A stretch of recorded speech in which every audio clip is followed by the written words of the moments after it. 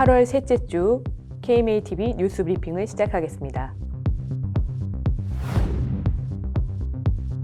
최근 뇌출혈로 사망한 서울 아산병원 간호사 사건을 빌미로 의사수 증원은 오답이라 천명한 대한의사협회는 해법으로 특정과 기피 현상을 해결하기 위해 중증 필수 의료 분야 국가 책임제 도입을 제안했습니다. 획기적인 처우 개선책을 통한 기피과 인식 개선과 동기부여, 의료 분쟁 특례법 제정과 분쟁 비용 국고 지원 및 필수 의료 지원 특별법 제정 등을 선결 과제로 주문했습니다. 이를 위해 뇌혈관 수술 등 해당 진료 수가 현실화, 필수 의료 인력 수련 비용의 국가 보장 등을 위한 재원 마련 등도 요구했습니다. 필수 중증 의료 영역의 전공의 모집 미달이 지속됨에 따라 흉부외과 및 신경외과 의료진의 절반 이상이 50대 이상 연령으로 의료진의 고령화가 지속되면 의사는 과로에 시달리고 환자 만족도는 떨어져 10년 뒤에는 수술 대란이 올 것이라는 의료계 내부의 강력한 경고에 우리 사회가 응답할 때입니다. 비대면 진료 플랫폼 업체의 급속한 확장이 의사를 종속시켜 전문성을 무력화하고 영리 기업의 전문직 광고, 소개, 알선 등으로 전문 직역의 공공성이 훼손된다는 지적이 제기됐습니다.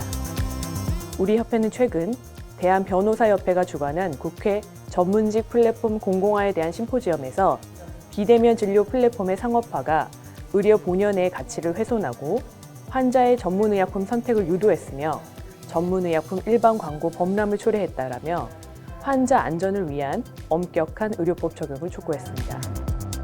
이에 보건복지부는 플랫폼 업체의 보건의료법 위반 행위 모니터링에 나서겠다고 밝혔습니다. 최근 발생한 경기도 이천 투석 전문의원 화재 사건 당시 의료진의 신속한 대응이 피해를 최소화했다는 평가가 나왔습니다. 대한투석협회에 따르면 사건 당시 의료진들은 긴급 재난 매뉴얼대로 환자의 팔목과 연결된 투석기 관을 가위로 자른 후 이들을 대피시켜 희생자를 줄였습니다. 안타깝게 사망한 간호사는 마지막까지 거동이 불편한 환자에게 의족을 채우는 것을 돕다가 변을 당했습니다. 해당 사건과 같은 사고와 관련 의료계는 재정 지원 없이 의료기관의 주의 의무만 강화하는 것은 결코 예방책이 될 수 없다고 거듭 강조했습니다. 심리상담사의 상담소 단독 개설을 허용하는 심리상담사법 제정안이 잇따라 발의돼 의사 업무 영역 침해 논란을 빚고 있습니다. 대한의사협회는 문제의 법안들에 대해 심리상담의 전문성을 고려한 교육체계 및 인증평가 시스템 부재, 불법 의료행위 조장, 현행 보건의료 관계법령과의 상충, 신규 직종 창출 시 보건의료계 혼란 초래 및 국민의 건강과 안전 위협 등을 이유로 반대했습니다. 간호단도법, 문신사법에 이어 심리상담사법 역시 의사 업무 영역 침해에 따른 국민건강 위해 우려를 키우고 있습니다. 보건복지부가 최근 PA제도 해법을 찾기 위해 미국의 PA제도 실태를 답사하고 돌아왔는데요. 미국 제도를 그대로 벤치마킹하기는 어려울 것이라고 결론 내렸습니다. 보건복지부 양정석 간호정책과장에 따르면 미국은 간호사 외 일반인도 PA 교육과정을 통해 면허를 취득할 수 있지만 채용하는 의료기관들은 팀을 구성해 팀 내에서 PA 업무 범위 조정과 평가를 위한 모니터링을 실시하고 있는데 우리나라와 양성 및 면허 체계 자체가 달라 따라하기 어렵다는 것입니다. 양 과장은 다만 미국의 PA 업무에 대한 의료기관 내 교육과 모니터링은 검토해볼 만하다라고 말했습니다.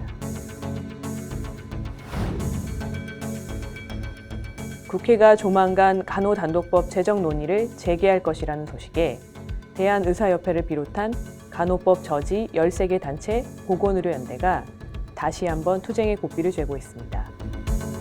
보건의료연대는 오는 23일 출범식을 개최하고 입법 저지를 위한 총력전을 펼칠 예정입니다.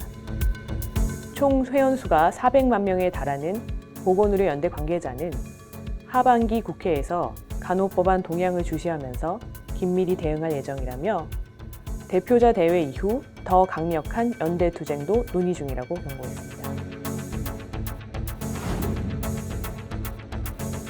대한의사협회는 초고령화 시대를 맞아 고령 인구 및 만성질환의 급증과 돌봄 문제에 대한 선제적 대책을 마련하기 위해 커뮤니티 케어 특별위원회를 구성키로 했습니다. 위원회는 현재 복지 중심으로 진행되고 있는 정부의 커뮤니티 케어 사업을 의료 영역으로 확장해 국민의 건강권을 보장하고 만족도 높은 커뮤니티 케어 사업 모델이 만들어질 수 있도록 노력할 계획입니다. 이필수 협회장은 국회 및 정부와도 적극적으로 협의해 국민을 위한 최선의 방안이 집약된 한국형 모델을 완성해 나갈 것이라고 강조했습니다. 대한의사협회와 한국제약의학회가 기초의학 전공의사 육성 진출 분야 다양화를 위해 협력하기로 했습니다. 양 단체는 9일 간담회를 열었는데요.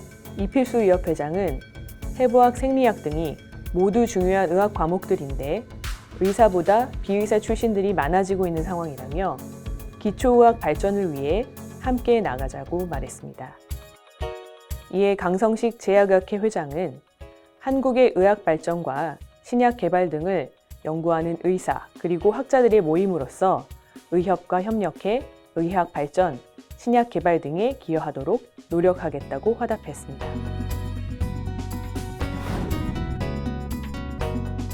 근골격 MRI 및 초음파 급여화 추진이 불투명해졌습니다. 최근 기획재정부와 감사원은 건보정책 추진에 있어 재정지출 최소화에 방점을 찍는 모습을 보였는데요. 보건복지부 관계자 역시 근골격 MRI와 초음파 보장성 검토는 지속하고 있다면서도 급여와 관련 협의체 구성, 운영에는 미온적 태도를 보였습니다. 급여화에 반대해온 대한정형외과 의사회 이태현 회장은 중증 질환과 필수 의료진 처우와 수가 개선에 집중해야 한다.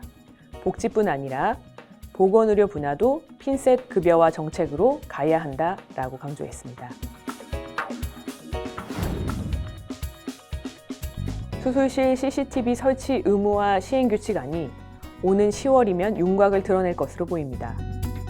큰 가닥은 전공의가 참여하는 수술은 촬영 의무 대상에서 제외하되 척추, 성형수술의 촬영은 포함한다는 것입니다. 수술 동의서 작성이 어려운 응급실을 통한 응급 환자 수술, 그리고 암을 포함한 중증 난치성 질환 수술 등도 제외될 것으로 보입니다. CCTV 촬영 강제화 시 전공의 수술 참여 기피와 배제 등 외과계 의사 양성에 역행한다는 의료계 의견이 반영된 결과로 보입니다. 이상으로 KMATV 뉴스 브리핑을 마치겠습니다. 감사합니다.